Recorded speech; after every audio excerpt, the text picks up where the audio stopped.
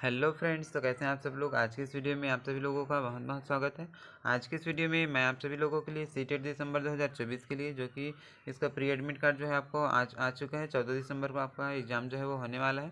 तो इस वीडियो में मैं आप सभी लोगों को बाल विकास का यानी कि CDP का पेडागोजी सेक्शन से आपको 30 MCQ क्वेश्चन सॉल्व कराने वाला हूँ, जो कि आपके पेपर 1 और पेपर 2 दोनों में आपको हेल्प करने वाला है।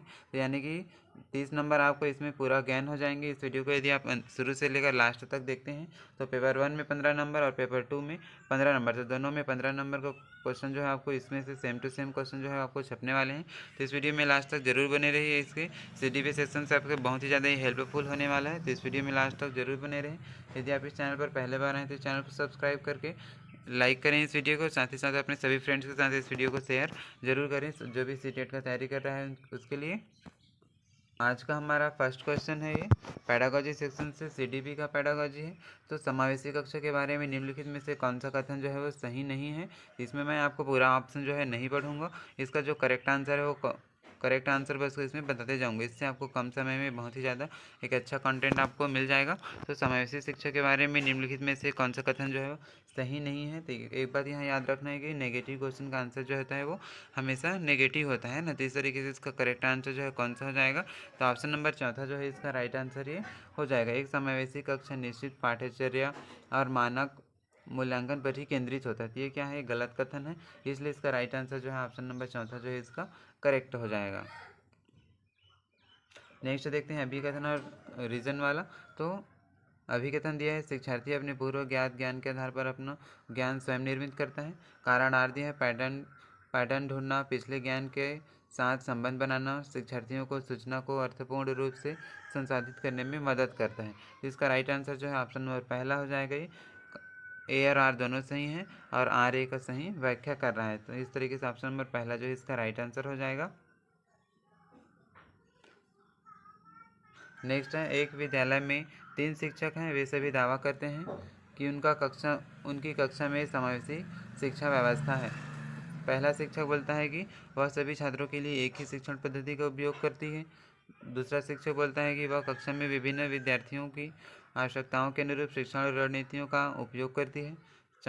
तीसरा शिक्षक है, वह केवल अकादमिक रूप से मजबूत छात्रों पर ध्यान केंद्रित करती है। या फिर शिक्षक चौथा है ये, तो वह दिव्यांग छात्रों के लिए अतिरिक्त जिम्मेदारी से बचती है। तो इनमें से कौन सा शिक्षक जो है वास्तव में समावेशी शिक्षा व्यवस्था में है, तो इसको आपको चूज़ करना है। इसका राइट आंसर जो है कौन सा हो जाएगा, तो ऑप्शन नंबर दूसरा जो है इसका राइट आंसर हो जाएगा। वह कक्षा में विभिन्न विद्यार्थियों की आवश्यकताओं के अनुरूप शिक्षण रणनीतियों का उपयोग करती है। ये क्या है, समावेशी शिक्षा का पालन कर रही है। इस तरीके से ऑप्शन नंबर दूसरा जो है इसका केवल राइट आंसर हो जाएगा। नेक्स्ट है, एक शिक्षक छात्रों में संज्ञानात्मक विकास को बढ़ावा देना चाहती है। इसे प्राप्त करने के लिए उसे निम्नलिखित में से क्या करना चाहिए। इसका राइट आंसर जो है ऑप्शन नंबर तीसरा जो है करेक्ट आंसर हो जाएगा। उसे समस्या समाधान और समालोचनात्मक चिंतन को बढ़ावा देना चाहिए। इस तरीके से ऑप्शन नंबर तीसरा जो है इसका राइट आंसर हो जाएगा। नेक्स्ट क्वेश्चन है, मैं कक्षा 5 का शिक्षक अपने कक्षा के बच्चों के लिए अधिगम के रचनात्मक दृष्टिकोण का पालन करता हूँ। इस रणनीति का पालन करते समय मैं निम्नलिखित में से किन बिंदुओं को ध्यान में रखता हूँ। तो यहाँ पर पहला दिया है, अधिगम शिक्षक के सीधे अनुदेशन के माध्यम से होता है। बी, छात्र अपने अनुभवों और अंतःक्रियाओं के माध्यम से ज्ञान का निर्माण करते हैं। तीसरा, याद रखना ज्ञान को बनाए रखने का प्राथमिक तरीका है। या फिर चौथा, बुद्धिमत्ता स्थिर होती है और इसे आगे विकसित नहीं किया जा सकता है। इसका राइट आंसर जो है ओनली तीसरा जो है इसका राइट आंसर हो जाएगा। या इसका राइट आंसर जो है ऑप्शन तीसरा सही हो जाएगा, ओनली बी। तो ओनली बी में दिया हुआ इस तरीके से, तो ऑप्शन नंबर बी जो है इसका करेक्ट आंसर हो जाएगा। छात्र अपने अनुभव और अंतःक्रियाओं के माध्यम से ज्ञान का निर्माण करते हैं, तो ये करेक्ट आंसर है। तो ऑप्शन नंबर बी जो है केवल सही हो जाएगा। नेक्स्ट क्वेश्चन है, मेरी कक्षा के आधे छात्र मध्यावधि परीक्षा में गणित विषय में फेल हो गए। उनके कक्षा शिक्षक होने के नाते मुझे अपने कक्षा के छात्रों को विपरीत करने के लिए कौन सी रणनीति जो है वो अपनानी चाहिए। तो इसका जो करेक्ट आंसर है कौन सा हो जाएगा, तो ऑप्शन नंबर दूसरा जो है इसका राइट आंसर हो जाएगा। तो दूसरा इसका राइट आंसर जो है सही हो जाएगा, यानी बी और सी जो है इसका करेक्ट आंसर हो जाएगा। छात्रों को उनके स्वयं के अधिगम के लक्ष्य निर्धारित करने के लिए प्रोत्साहित करना चाहिए, सही है ये। और तीसरी असफलता को रोकने के लिए अत्यधिक चुनौतीपूर्ण कार्यों से बचना चाहिए। तो दोनों क्वेश्चन जो है वो सही हो जाएगा, दोनों ऑप्शन जो है वो सही हो जाएगा। नेक्स्ट क्वेश्चन है रवि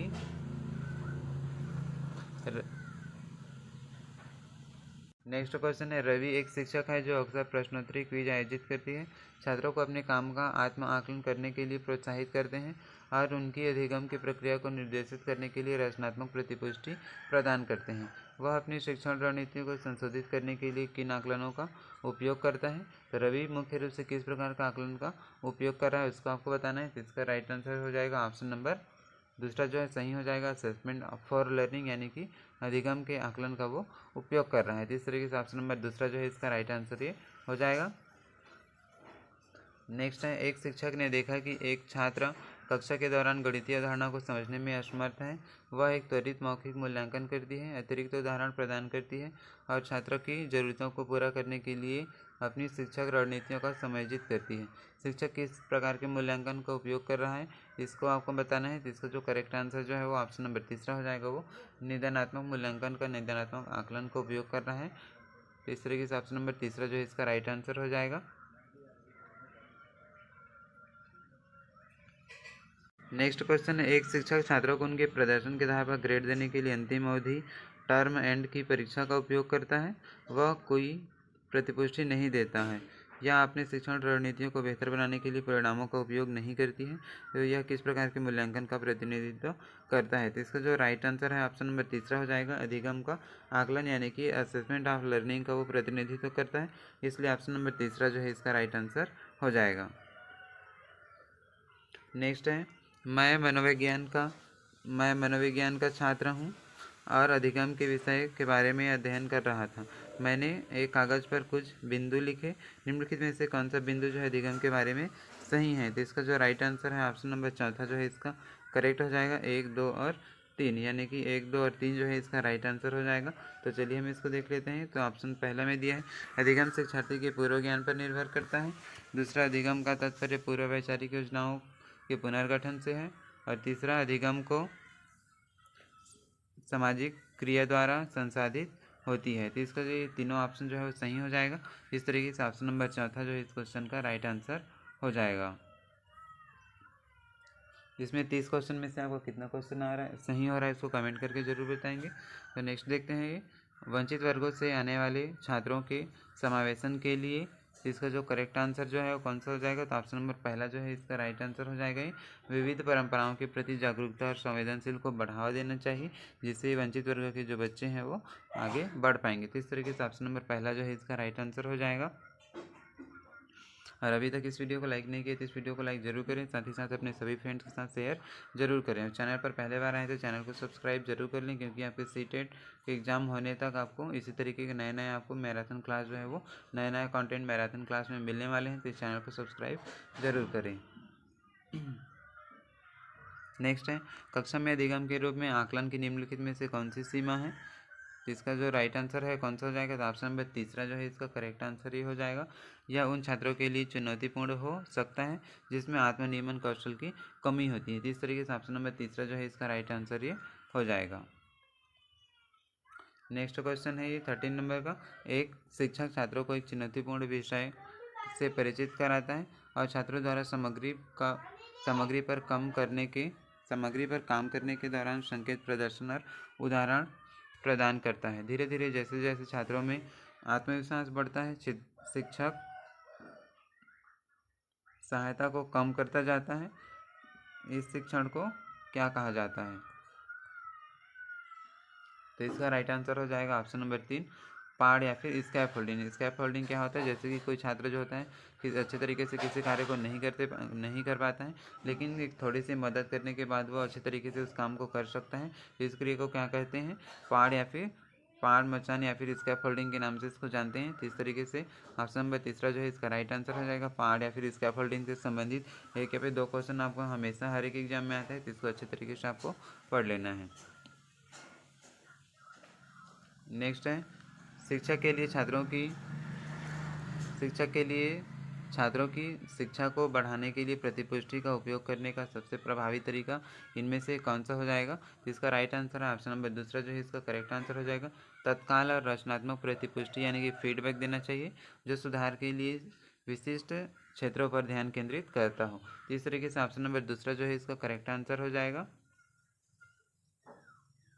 अब देख लेते हैं हम इसका नेक्स्ट क्वेश्चन। निम्नलिखित में से कौन सी चीज़ अधिगम के रूप में आकलन की मुख्य विशेषता है? तो अधिगम के रूप में आकलन की कौन सी ऐसी विशेषता जो है वो मेन है? तो इसका जो करेक्ट आंसर ऑप्शन नंबर तीसरा हो जाएगा। छात्र अपनी प्रगति की निगरानी करने और अपने अधिगम पर विचार करने की जिम्मेदारी लेते हैं। तो ऑप्शन नंबर तीसरा जो है इसका करेक्ट आंसर ये हो जाएगा। नेक्स्ट क्वेश्चन देख लेते हैं ये। एक शिक्षक एक क्रियाकलाप तैयार करता है जिसमें छात्र एक चेकलिस्ट का उपयोग करके अपने स्वयं के काम का आकलन करते हैं और फिर सहपाठियों के साथ अपने आत्म मूल्यांकन पर चर्चा करते हैं। इसका उद्देश्य छात्रों को उनकी ताकत को पहचानने, सुधार के क्षेत्रों की पहचान करने में मदद करना है। इस मूल्यांकन दृष्टिकोण का उद्देश्य छात्रों में क्या विकसित करना है? इसका जो करेक्ट आंसर जो है ऑप्शन नंबर दूसरा हो जाएगा। आत्मनियमन और प्रदर्शन ज्ञान का कौशल का विकास करना इसका उद्देश्य है, यानी कि सेल्फ रेगुलेशन और मेटाकॉग्निशन स्किल का डेवलपमेंट करना है। इस तरीके से ऑप्शन नंबर दूसरा जो है इसका राइट आंसर ये हो जाएगा। नेक्स्ट क्वेश्चन है, मैं कक्षा 7 का शिक्षक हूँ। मुझे प्रधान शिक्षक द्वारा अपनी कक्षा में विभेदित अनुदेशन का उपयोग करने के लिए कहा गया। मुझे निम्नलिखित में से कौन सी प्रक्रियाओं का पालन इसमें करना चाहिए? तो इसका करेक्ट आंसर जो है कौन सा हो जाएगा? तो ऑप्शन नंबर दूसरा जो है इसका करेक्ट आंसर हो जाएगा। छात्रों को उनके अधिगम की शैली के आधार पर समूहीकृत करना और उनकी ज़रूरतों को पूरा करने के लिए गतिविधि को तैयार करना चाहिए। इस तरीके से ऑप्शन नंबर दूसरा जो है इसका राइट आंसर ये हो जाएगा। इसमें सीटेट में अधिकतर क्वेश्चन पूछा जाता है, समझ आधारित क्वेश्चन पूछा जाता है। यदि आप समझ के यदि आंसर देंगे तो आपका हर एक क्वेश्चन जो है वो सही होने वाला है। यानी कि इसमें बच्चे को क्या करना है, चाइल्ड सेंटर्ड मान कर ही इसमें आपको आंसर देना है। पॉजिटिव और नेगेटिव क्वेश्चन को ध्यान में रखना है, फिर आपको सभी क्वेश्चन जो है इस तरीके से इसमें सही होते जाएंगे। नेक्स्ट क्वेश्चन है, एक शिक्षक एक ऐतिहासिक स्थल की फील्ड ट्रिप का आयोजन करता है और छात्रों को समूह चर्चा और रचनात्मक परियोजना के माध्यम से अपने अनुभव पर विचार करने के लिए प्रोत्साहित करता है। यह शिक्षण पद्धति इसका एक उदाहरण है। तो किसका उदाहरण है ये? इसका जो करेक्ट आंसर है कौन सा हो जाएगा? तो ऑप्शन नंबर दूसरा जो है एक्सपेरियंशियल लर्निंग या फिर अनुभवात्मक लर्निंग जो है वो इसका करेक्ट आंसर ये हो जाएगा। नेक्स्ट है अभिकथन और कारण वाला क्वेश्चन। तो विद्यालयी अभिकथन दिया है। अब विद्यालयी पाठ्यक्रम में शिक्षार्थी के सांस्कृतिक ज्ञान को उचित स्थान और मूल्य दिया जाना चाहिए। कारण आर, शिक्षार्थियों को उनकी सांस्कृतिक पहचान बनाए रखने के लिए समर्थन प्रदान करना और अधिगम की प्रक्रिया को सुगम बनाता है। तो इसका जो करेक्ट आंसर है ऑप्शन नंबर पहला हो जाएगा। कथन ए और आर दोनों सही हैं और आर एक ही सही व्याख्या कर रहा है। तो इस तरीके से ऑप्शन नंबर पहला जो है इसका राइट आंसर ये हो जाएगा। नेक्स्ट क्वेश्चन है, निम्नलिखित में से किसे संज्ञानात्मक मूल्यांकन नहीं माना जाएगा? निम्नलिखित में से किसी संज्ञानात्मक मूल्यांकन नहीं माना जाएगा। इस तरीके से यहाँ पर ऑप्शन दिया है, इसको आपको पढ़ लेना है। इसका जो करेक्ट आंसर जो है कौन सा आ जाएगा? तो ऑप्शन नंबर तीसरा जो है इसका राइट आंसर ये हो जाएगा। यहाँ पर नेगेटिव पूछा है तो नेगेटिव का क्वेश्चन का आंसर हमेशा क्या होता है? नेगेटिव होता है। तो इस तरीके से ऑप्शन नंबर तीसरा जो है इसका राइट आंसर हो जाएगा। एक मूल्यांकन कार्य जो मानदंडों के एक मानक पैमाने के अनुसार छात्रों की तुलना करने में सहायक होता है। तो इस तरीके से ऑप्शन नंबर तीसरा जो है इसका राइट आंसर ये हो जाएगा। अब देख लेते हैं नेक्स्ट क्वेश्चन ही, निम्नलिखित में से कौन सी डिसलेक्सिया की एक विशिष्ट विशेषता है? तो डिसलेक्सिया की इनमें से कौन सा कारण है जो कि उसका एक विशेषता है? तो इसका करेक्ट आंसर कौन सा हो जाएगा ये? तो ऑप्शन नंबर दूसरा जो इसका राइट आंसर हो जाएगा, ध्वन्यात्मक प्रसंस्करण में कठिनाई होना है ना, ध्वन यानी कि फोनोलॉजिकल प्रोसेसिंग में इसको प्रॉब्लम हो रहा है। तो इस तरीके से क्या हो जाएगा, डिसलेक्सिया का एक विशिष्ट विशेषता हो जाएगा कि उसको ध्वन्यात्मक प्रसंस्करण में कठिनाई हो रहा है। तो ऑप्शन नंबर दूसरा जो है इसका राइट आंसर हो जाएगा। नेक्स्ट है, निम्नलिखित में से किस प्रकार के प्रश्न किसी छात्र की जानकारी का समालोचनात्मक मूल्यांकन करने की क्षमता का आकलन करने में मदद करता है? तो इस वीडियो को लाइक करें, क्योंकि लाइक करने में आप लोग बहुत कंजूसी करते हैं। तो इस वीडियो को लाइक ज़रूर करें इसको। तो इसका जो करेक्ट आंसर है वो कौन सा हो जाएगा? तो ऑप्शन नंबर तीसरा जो है इसका राइट आंसर ये हो जाएगा। ऐसे प्रश्न को जो पाठ को मान्य करने वाले उदाहरण पूछते हैं। तो ऑप्शन नंबर तीसरा जो है इसका राइट आंसर हो जाएगा, जो कि उसके समालोचनात्मक मूल्यांकन करने की क्षमता का आकलन करने में मदद करेगा। तो ऐसे प्रश्न जो पाठ को मान्य करने वाले उदाहरण पूछते हैं। तो ऑप्शन नंबर तीसरा जो है इसका राइट आंसर हो जाएगा ये। नेक्स्ट है, क्षति एक डैश स्थिति है जबकि अक्षमता एक डैश स्थिति है। तो इसका राइट आंसर कौन सा हो जाएगा? तो ऑप्शन नंबर पहला जो है इसका राइट आंसर हो जाएगा। क्षति जो होता है एक प्रकार का एक जैविक स्थिति है, जबकि अक्षमता जो होती है कार्यात्मक स्थिति है। तो ऑप्शन नंबर पहला जो है इसका राइट आंसर हो जाएगा। नेक्स्ट क्वेश्चन है, निम्नलिखित में से कौन सा संज्ञान और भावना के बीच संबंध को उपयुक्त रूप से परिभाषित करता है? तो इसका राइट आंसर जो है कौन सा हो जाएगा? तो ऑप्शन नंबर दूसरा जो है इसका करेक्ट आंसर हो जाएगा। संज्ञान और संज्ञान आपस में एक दूसरे पर पारस्परिक रूप से निर्भर रहते हैं। तो ऑप्शन नंबर दूसरा जो है इसका करेक्ट आंसर इस तरीके से हो जाएगा ये। नेक्स्ट क्वेश्चन देखते हैं, एक माध्यमिक विद्यालय के शिक्षक छात्रों को अवधारणाओं और वास्तविक दुनिया के अनुप्रयोगों के बीच संबंध बनाने में मदद करके सार्थक अधिगम को सक्षम बनाना चाहता है। निम्नलिखित में से कौन सी गतिविधि एक उपयुक्त शैक्षणिक रणनीति होना चाहिए? तो इसका जो करेक्ट आंसर है वो कौन सा हो जाएगा? तो इसका जो राइट आंसर ऑप्शन नंबर चौथा हो जाएगा। छात्रों को छोटे समूहों में वर्तमान मुद्दे पर शोध करने दें और अपने निष्कर्षों को कक्षा में प्रस्तुत करने दें। ऐसा करने से बच्चे जो होते हैं वो खुद स्वयं करके सीखते हैं, जिससे उनके ज्ञान का ये निर्माण होता है। तो ऑप्शन नंबर चौथा जो है इसका करेक्ट आंसर ये हो जाएगा। बच्चे जो होते हैं स्वयं करके देखते हैं तो अच्छे तरीके से इसमें सीखते हैं। नेक्स्ट है, डिसलेक्सिया एक स्थिति है जो शिक्षार्थी की डैश स्थिति की क्षमता को प्रभावित करता है। तो इसका करेक्ट आंसर कौन सा हो जाएगा? तो ऑप्शन नंबर तीसरा जो है इसका राइट आंसर हो जाएगा। डिसलेक्सिया क्या है? एक न्यूरोलॉजिकल यानी कि तंत्रिका संबंधी स्थिति है जो शिक्षार्थी की ध्वनियों को प्रतीकों से जोड़ने की क्षमता को प्रभावित करने का काम करती है। इस तरीके से ऑप्शन नंबर दूसरा जो है इसका राइट आंसर हो जाएगा। नेक्स्ट क्वेश्चन है ये, संरचनात्मक मूल्यांकन के लिए कार्यों की प्रगति को दर्शाते पोर्टफोलियो एक प्रभावी प्रणाली है क्योंकि। तो इसका जो राइट आंसर ऑप्शन नंबर चौथा हो जाएगा ये, ए बी और डी जो है इसका राइट आंसर हो जाएगा। यानी कि संरचनात्मक मूल्यांकन के लिए कार्यों की प्रगति को दर्शाते पोर्टफोलियो एक प्रभावी प्रणाली है क्योंकि वे छात्रों के आकलन करने की प्रक्रिया में शामिल करते हैं, वे व्यवस्थित छात्रों की प्रगति के बारे में अंतर्दृष्टि प्रदान करते हैं, और डी, वे छात्र अधिगम के ठोस सबूत पेश करते हैं। इस तरीके से ऑप्शन नंबर चौथा जो है इसका राइट आंसर ये हो जाएगा, ए बी और डी। नेक्स्ट क्वेश्चन है अभिकथन और कारण वाला। तो अभिकथन दिया है, समावेशी कक्षा में अधिगम के लक्ष्यों शैक्षणिक रणनीतियों के साथ आकलन करने में भी अनुकूलन किया जाना चाहिए। कारण आर दिया है, समावेश का दर्शन शैक्षणिक दृष्टिकोण और आकलन के माध्यम से सभी व्यक्तिगत मतभेदों को समाप्त करने की वकालत करता है। तो इसका राइट आंसर कौन सा हो जाएगा? तो ऑप्शन नंबर तीसरा हो जाएगा। ए सही है लेकिन आर जो है वो गलत है। तो इस तरीके से ऑप्शन नंबर तीसरा जो है इसका राइट आंसर ये हो जाएगा। अब देख लेते हैं हम इस वीडियो का सेकेंड लास्ट क्वेश्चन, क्योंकि आज के इस वीडियो में हम 30 MCQ क्वेश्चन सॉल्व करने वाले थे जो कि आपके पेडागोजी सेक्शन से था। इसी तरीके के सेम टू सेम क्वेश्चन जो है आपके 14 दिसंबर को जो एग्जाम होने वाला है पेपर 1 और पेपर 2 बाल विकास के इसमें आने वाले हैं। इस वीडियो में लास्ट तक जरूर बने रहें। वीडियो को फर्स्ट से लेकर स्टार्टिंग से लेकर एंडिंग तक जरूर देखें, जिससे आपको 30 नंबर आपको इसमें पक्का हो जाएंगे। यानी कि फर्स्ट पेपर 15 नंबर में और सेकेंड पेपर भी 15 नंबर। तो इस तरीके से 30 नंबर आपके आज के इस वीडियो को देखने से पक्के हो जाएंगे। नेक्स्ट है हमारा सेकेंड लास्ट क्वेश्चन। एक शिक्षक ने देखा कि उसका एक छात्र बहुत विचलित है और कक्षा के दौरान ध्यान केंद्रित करने में परेशानी महसूस करता है। निम्नलिखित में से कौन सी रणनीति छात्रों को ध्यान केंद्रित करने में मदद करने के लिए एक प्रभावी रणनीति होगा? इसका राइट आंसर कौन सा हो जाएगा ये? तो इसका राइट आंसर देख लेते हैं। ऑप्शन नंबर तीसरा, स्वनियमन और स्वयं समय प्रबंधन के लिए छात्रों को एक टाइमर देना चाहिए, जिससे छात्रों को क्या होगा, अपना ध्यान जो है वो कक्षा में केंद्रित करने के लिए बहुत ही सहायक होगा। तो इस क्रिया को आपको अपनाना चाहिए। ऑप्शन नंबर तीसरा जो है इसका राइट आंसर ये हो जाएगा। अब देख लेते हैं इसका लास्ट क्वेश्चन है 30 नंबर का। तो समावेशी कक्षा की दिशा में काम करने वाले शिक्षक कैसे होते हैं? पाठ्यचर्या को अनुकूल बनाएं, विविध दृष्टिकोण को शामिल करें, अपने समूह के अपने स्वयं के अंतर निहित पूर्वाग्रह की जांच करें या फिर विविधता को एक बाधा के रूप में देखें। तो उपरोक्त में से कौन सा कथन जो है सही है? इसका जो करेक्ट आंसर है ऑप्शन नंबर दूसरा जो है इसका राइट आंसर हो जाएगा।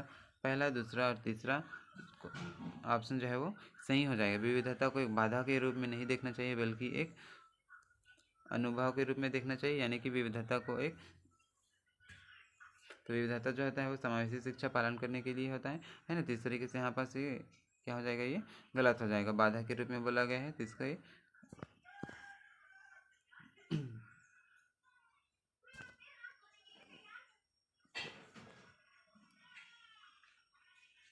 नेक्स्ट क्वेश्चन देख लेते हैं। इसका आंसर आपको कमेंट बॉक्स में बताना है कि इसका आंसर ये क्या हो सकता है। एक विज्ञान शिक्षक एक गतिविधि आयोजित करता है जिसमें छात्र स्कूल के बगीचे में एक छोटा सा खाद का गड्ढा बनाते हैं। वे अपघटन प्रक्रिया का निरीक्षण करते हैं, अपने निष्कर्षों को रिकॉर्ड करते हैं और पर्यावरण के लिए खाद बनाने के महत्व पर चर्चा करते हैं। शिक्षक उन्हें घर पर बायोडिग्रेडेबल और गैर बायोडिग्रेडेबल कचरे की पहचान करने और इस गतिविधि को अपने दैनिक जीवन से जोड़ने के लिए प्रोत्साहित करते हैं। अनुभवात्मक अधिगम के संदर्भ में यह गतिविधि जो है वो क्या दर्शाती है ना। तो इस तरीके से यहाँ पर इसका ऑप्शन जो है वो दिया हुआ है, तो इसका आंसर जो है वो क्या हो सकता है, इसको आपको कमेंट करके ज़रूर बताना है। तो इस तरीके से आज के इस वीडियो में हमने 30 MCQ क्वेश्चन इसमें सॉल्व कर लिए जो कि आपके पेडागोजी से संबंधित था। तो ये वीडियो आपको कैसी लगी दोस्तों? यदि ये वीडियो आपको पसंद आया होगा तो इस चैनल को सब्सक्राइब जरूर करें, साथ ही साथ इस वीडियो को लाइक करके अपने सभी फ्रेंड्स के साथ इसको शेयर जरूर करें। इस आपके 14 दिसंबर का एग्ज़ाम हो रहा है, तो आपके 14 दिसंबर के एग्ज़ाम होने तक इसी तरीके का आपको नया नया कंटेंट जो है आपको मिलने वाले हैं। तो इस चैनल को सब्सक्राइब जरूर करें, साथ ही साथ अपने सभी फ्रेंड्स के साथ इस वीडियो को शेयर जरूर करें। मैं आपको इस वीडियो में ऑप्शन इसलिए नहीं बताया हूँ क्योंकि आपको कम समय में ज़्यादा से ज़्यादा आपको कंटेंट उपलब्ध कराने का कोशिश किया हूँ। तो इस तरीके से आज के इस वीडियो में हमने 30 क्वेश्चन सॉल्व कर लिए जो कि आपके 14 दिसंबर के एग्जाम पेपर 1 और पेपर 2 दोनों के लिए बहुत ही ज़्यादा इंपॉर्टेंट है। तो इस चैनल को सब्सक्राइब जरूर करें और इस वीडियो को लाइक ज़रूर कर दें।